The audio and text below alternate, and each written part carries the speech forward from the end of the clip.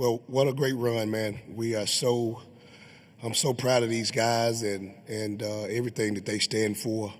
And just, again, man, just so proud and happy and for what we've done for the city of Montgomery, for Alabama State University, for all the HBCUs, to get to the dance, win a game, and then, had some moments in this game where, we made Coach Pearl call timeout. So we had a couple chances there early, and but again, man, just so proud of these guys.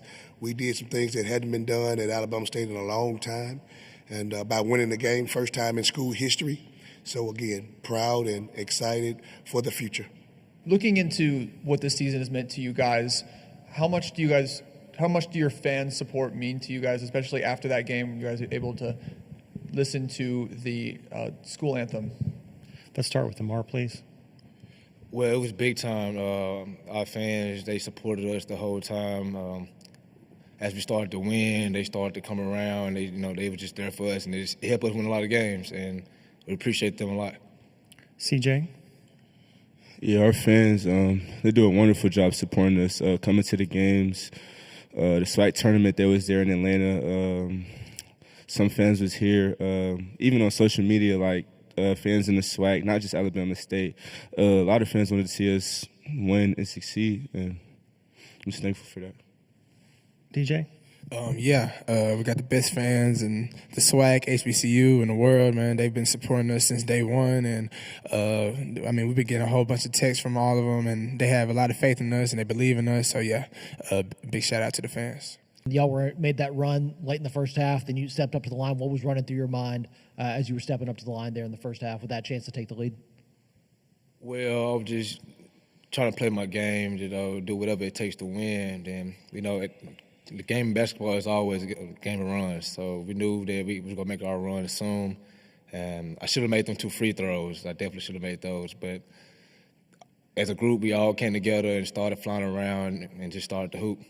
TJ, playing with your dad this season, what does it mean what does it mean to be able to play with him and be able to be coached by him as one of the better coaches in the SWAC? It's mean the world. He's been coaching my whole life, even when he wasn't my actual coach. He's always been my coach. He's always given me the knowledge and the wisdom to be a good basketball player on and off the court. So it's been amazing, and it was always our goal to make it to March Madness. So to finally be here and to play together, to do this together is meant the world. CJ, what was it like? Did y'all get a sense early on when y'all were, putting them under pressure, feeling the crowd in there? It seemed like everybody was kind of rallying around. Did y'all get a sense of that on the court, and what was that like, kind of feeling that energy in the arena? Yeah, it was a great feeling, making a run, coming back, and making Bruce Pearl call a timeout. We knew it was in that game, and we knew we could win that game. It was just a wonderful feeling to be in that moment. I guess if you could talk about the difference between the two halves, how you all were able to challenge them in the first half, and just what did they kind of do in the second half to kind of pull away? Was it a matter of adjustment, or was there a point where you could just see things kind of shifting?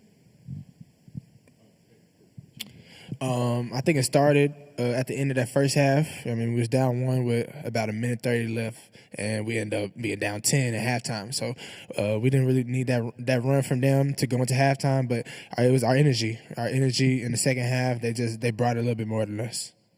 You've had quite a week. You got the team here, hit the buzzer beater. Didn't last past the first weekend, but what can you talk about in terms of making a shot like that, how you'll remember it? And I guess your girlfriend made one the night after to take her team in the tournament. What are your reflections on that? Well, it's a great feeling, for real. I couldn't have done it without these guys beside me, and just like we need to win that game, and when we won the game, it was an excellent feeling. And for her to be able to win her game as well, it was tough. Like I wasn't expecting it. I'm proud of them, proud of us, and it's just a great feeling. For the whole state in general, it just seems like every year it gets better and better in basketball. I know it's tough to reflect right after a game, but what you guys have done is really special. What does that mean to you and your program? You're right, man. It's so special. Again, it is so hard for an HBCU team to get to 20 wins. because you just have to fight that, you have to fight, man, into that non-conference schedule. And then when you get to league play, the SWAC is a really good basketball league. And so you're every night, every Saturday, every Monday, you are fighting to try to figure out, how you can stack up some wins, because most of us going into league play, we have a losing record. And so we have to try to find a way to fight and get your team to play extremely hard. And we were able to do that. We got hot before tonight's game, of this afternoon's game. We had won 10 of our last 11 games. So we all talked about doing that first part of February, man, let's get hot. And we were able to do it. But it means a lot for the state of Alabama. It means a lot for Montgomery. And then, of course, it means a lot for Alabama State University. Coaching your son for this long and now being able to see him go out as a senior in this way, what does that mean to you? Oh, man, it is unbelievable. He has had a great career. He is that guy that fell right into that he's only getting 4 years. Y'all look around the country, there's so many guys that's played 6 years. With the COVID stuff, he missed all that. He didn't start at a junior college or a non-D1, so he only played 4 years. And for him to have over 1,600 points, over 700 rebounds, over 300 assists in exactly 4 years, it just says what kind of player he has been for his college career. And I'm just a proud dad. Bruce Pearl talked a lot yesterday about the resources, the investment that these SEC teams have put in. We're seeing that gap kind of grow between the big power schools and then maybe some of the non-power four schools. Yeah.